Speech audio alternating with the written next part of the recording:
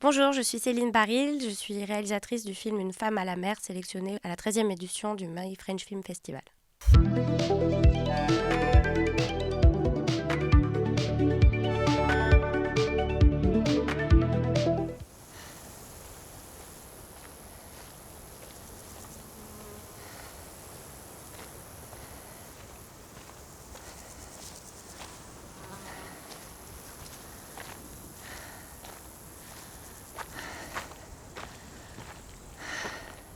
Donc, Une femme à la mer, c'est la trajectoire d'une jeune femme qui, le temps d'une journée, va se questionner sur ses désirs, son couple, ses envies. C'est un couple de Français en vacances dans le sud de la Turquie, sur une péninsule idyllique, paradisiaque.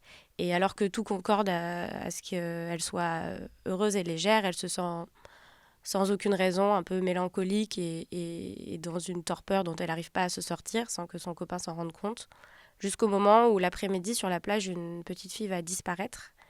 Et Anna, là, d'un coup, va s'animer et va décider de partir seule à la recherche de cette petite fille pour peut-être se retrouver elle-même par la même occasion. J'ai grandi là-bas, je suis franco-turque. J'ai habité à Istanbul jusqu'à mes 18 ans, donc c'est à la fois l'endroit que je connais le mieux encore. Après, l'endroit spécifique du tournage d'Atcha où on a tourné le film, c'est l'une des rares stations balnéaires encore préservées du tourisme de masse et des infrastructures qui longent la côte. C'est encore assez sauvage et je me souviens y être allée. C'était le coucher du soleil et il y avait des routes de montagne très sinueuses à flanc de falaise et il y avait quelque chose de à la fois très beau et en même temps d'un peu inquiétant dans ce décor où la nature avait une forme de puissance étrange quoi, et mystérieuse. Et je me suis dit que ça pouvait être un beau cadre pour y faire un film. La fin d'une histoire d'amour, c'est un sujet hyper classique du cinéma. C'est l'un des sujets les plus traités. Et du coup, moi, là, dans ce film-là, ce qui m'a intéressé, c'est le moment où avant, en fait, les choses sont finies, mais on s'en rend pas encore compte et on n'en est pas encore conscient. Donc, travailler sur l'inconscient et sur ce moment de prise de conscience qu'il faut changer quelque chose. Donc, j'ai voulu travailler plus sur les sensations, la métaphore, l'inconscient, plutôt que la rupture. Et on ne sait pas grand-chose, en fait, de ce couple, au final, dans le film. Et c'était pas ça qui m'intéressait.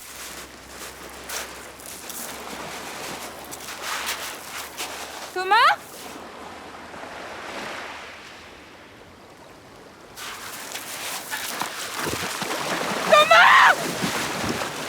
Anna?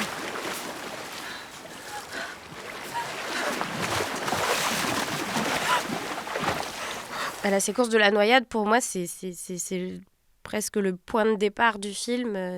C'est ce point de bascule entre l'immobilité, l'inaction et le début de quelque chose de nouveau. Et donc, je voulais le tourner en plan séquence et qui est quelque chose d'un peu magique qui s'en dégage. Et ça l'était au tournage, en tout cas, on a fait une prise. C'est un plan de 7 minutes, un plan séquence de 7 minutes avec un panoramique à 360 degrés. C'était un plan compliqué techniquement. Et en une prise, c'était là, quoi. C'était entre deux moments d'averse, de pluie en plus. Et on a eu la petite éclaircie et on l'a tourné très vite. On en a fait une deuxième pour la sécurité, mais en fait, je savais que c'était la première qui était importante. En fait, j'ai mis un peu dans ce plan tout ce que je voulais mettre dans tout le film. C'est-à-dire, on commence par Thomas qui saute dans l'eau pour aller se baigner. Et après, il y a un long panoramique sur la roche, la plage, le sable, les éléments naturels, minéraux. Vu que le panoramique est très lent et il y a une musique un peu inquiétante qui vient par-dessus, on se demande pourquoi on filme ça. Et tout d'un coup, la nature prend aussi une forme de sens et d'importance pour terminer sur Anna qui se réveille d'un cauchemar comme au début du film et qui est prise de panique et qui veut absolument, enfin qui se retrouve toute seule sur cette plage. Et en fait, on se rend compte que en l'espace de ce panoramique, il y a eu une saute dans le temps. J'ai voulu exprimer, oui, par un moyen cinématographique, cette saute dans le temps sans faire une coupe, sans faire d'ellipse et essayer de montrer un peu la magie qui peut s'opérer grâce au regard de la caméra, quoi.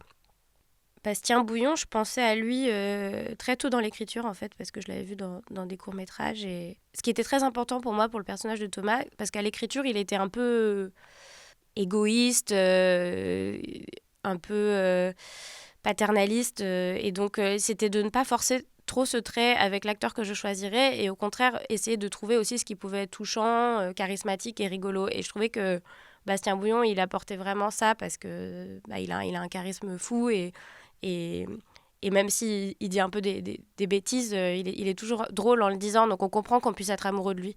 Et Louise Chevillotte, c'est la directrice de casting du film, Judith Chalier, qui me l'a conseillé. En fait, j'ai même pas fait d'audition, j'ai rien fait, on a juste bu un café et parlé très longtemps du personnage et du film. Et vu que c'est un film un peu personnel pour moi, euh, je savais que Louise Chevillotte était une très bonne actrice parce que je l'avais vue jouer au cinéma dans plusieurs films, mais j'étais pas tant dans la recherche de savoir si techniquement elle allait arriver à faire les scènes ou pas. C'était de savoir si le personnage la touchait, qu'est-ce qu'elle comprenait. Et en fait, on a parlé pendant super longtemps d'identification, d'histoire d'amour, tout ça. Et en fait, c'est ça qui a fait que je voulais que ce soit elle et que c'était magique aussi. Et pour le couple, en fait, on a fait quelques répètes et la seule chose sur laquelle j'insistais, c'était de dire, c'est pas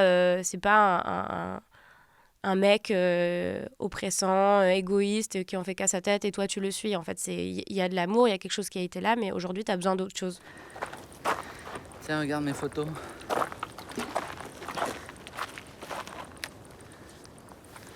T'as vu tous ces chiens errants? C'est dingue, il y en a partout. Ils ont l'air tristes. Ouais, ou shootés. Non mais c'est bien triste. Je vais l'appeler comme ça, cette série, les chiens tristes. Ça marche.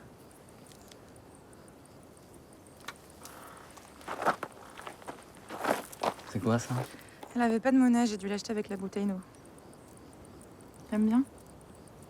Pour l'image, la direction principale au début, c'était qu'on ressente la chaleur, qu'on ressente l'humidité, enfin la transpiration, qu'on se cache pas de tout ça. J'ai fait un découpage en amont, je savais assez précisément comment je voulais filmer, mais on a beaucoup parlé après avec Julia de comment rendre cette chaleur à l'image, et elle a eu l'idée de faire des photos en argentique avec une pellicule Portra de tous les plans.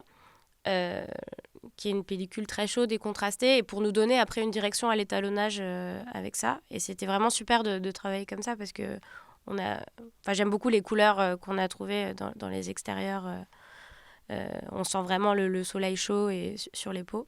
Le travail sur le son dans le film, ça a été pour moi une découverte parce que du coup je viens de l'image et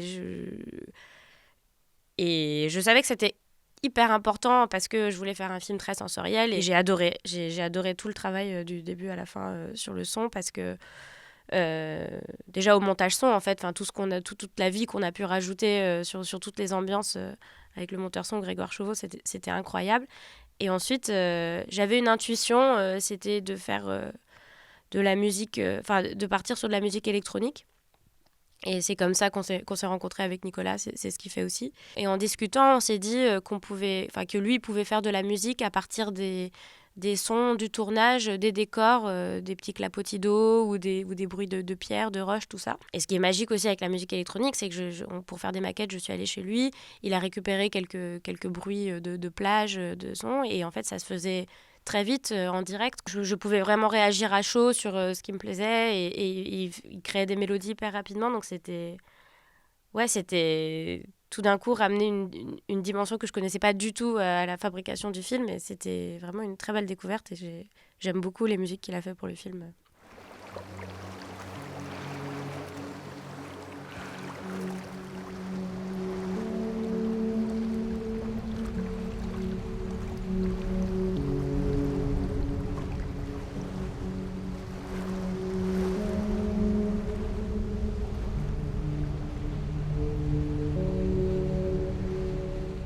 C'est un film pour moi qui n'est ni français ni turc, quoi. C'est un film qui pourrait se passer avec n'importe quel couple en vacances dans n'importe quel pays. On vit tout ça, d'être en vacances en couple et de pas se sentir tout à fait à l'aise. Je trouve ça super qu'il puisse être vu dans plein de pays Et j'espère qu'on aura des retours aussi. Comme ça.